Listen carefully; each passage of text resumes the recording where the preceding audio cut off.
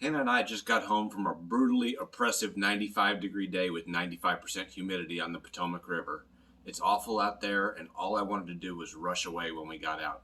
Certainly when I got home, put the boat here in the garage, I did rush in, took a quick shower, cooled down, got myself something to rehydrate.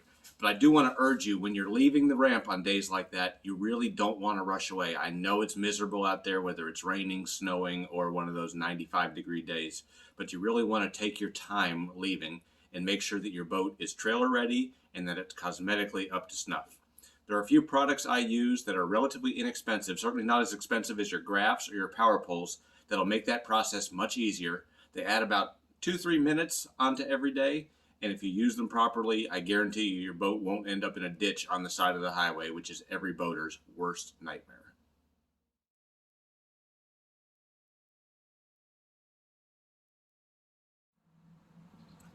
I've never understood why people will spend tens of thousands of dollars on an outboard to get them up and down the river or up and down the lake, and they won't spend a reasonable amount to get a motor toter that will get them up and down the highway and to the lake or to the river. I use this DD26 model. It's super bulletproof, rock solid. This one goes specifically with my Mercury Pro XS 250. I had a similar one for my two-stroke motors that I had before. Never let me down. But one thing you might want to add are some sort of steering clips that keep your hydraulic steering straight when you head down the highway. I've noticed that this four-stroke tends to vibrate back and forth a little more than the two-stroke did. It would be an absolute disaster to have it come off the motor toter heading down the road. Again, these are from DD26. They're rock solid. They snap on easily. They take a second to snap off when you get to the water. Simple insurance to make sure that your outboard stays safe and doesn't vibrate too much on the road.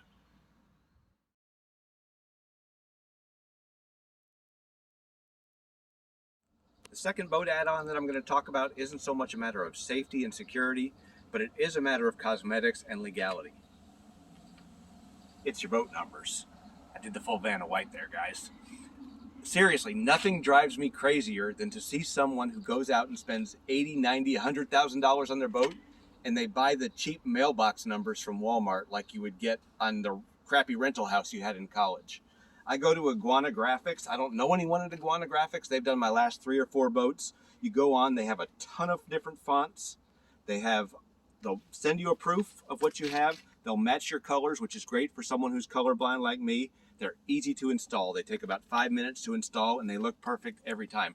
Remember, guys, don't get the cheap mailbox numbers. I know it doesn't affect the performance of the boat, but it's like, imagine you go to a bar and you meet the hottest possible girl and she's in a skin-tight outfit, and you get home and you get her clothes off and she has giant granny panties on. It doesn't affect the actual performance, but it just sours you on the whole experience. So again, Iguana Graphics, I don't know anyone there. Look them up on Facebook or on the internet.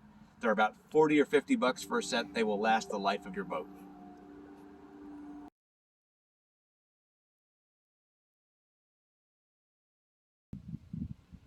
The third item I'm going to recommend to you today, and this is probably the least expensive of the 3, which makes it the greatest value proposition, comes from this problem. You see, when you buy a boat, most of the emergency brake releases have this simple hook. You hook it in there, it can come off coming down the road pretty easily. What you want to do is get one of these carabiners, not the dollar store one, not the one made of cheap plastic or anything like that. What you want is a true automotive grade carabiner, one like this that'll handle thousands of pounds of pressure, because if it happens that your trailer pops off the ball heading down the highway and this is the only thing left holding you, that and your safety chains, you really want to know that your brake is going to pull out and that your trailer isn't going to end up sitting on the highway. That's the ultimate disaster. And this is cheap, cheap, cheap insurance against it.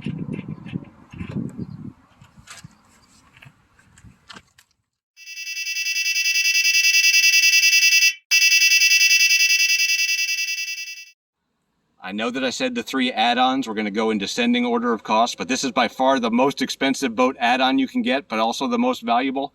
Get yourself a certified red-headed boat scrubber. There's no list price. There's no manufacturer suggested retail price. They always end up being more expensive than you expect, but a clean boat is worth it.